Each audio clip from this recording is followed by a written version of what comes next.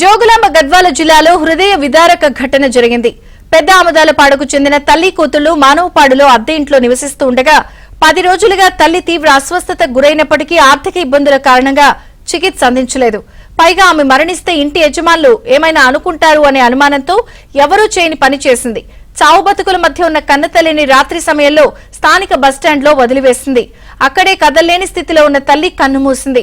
కాగా ఈ విషయం తెలుసుకున్న స్థానిక సర్పంచ్ ఇచ్చిన సమాచారంతో పోలీసులు స్థానికులు కూతురికి కౌన్సిలింగ్ ఇచ్చి తల్లి అంత్యక్రియలకు ఏర్పాట్లు చేశారు.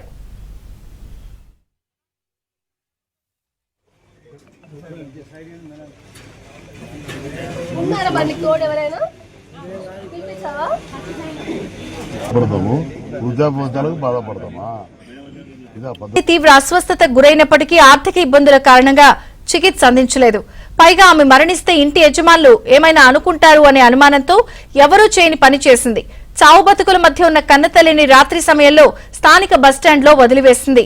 అక్కడే కదల్లేని స్థితిలో ఉన్న తల్లి కన్నుమూసింది. కాగా ఈ విషయం తెలుసుకున్న స్థానిక సర్పంచ్ ఇచ్చిన సమాచారంతో పోలీసులు స్థానికులు కూతురికి కౌన్సిలింగ్ ఇచ్చి తల్లి అంత్యక్రియలకు ఏర్పాట్లు చేశారు.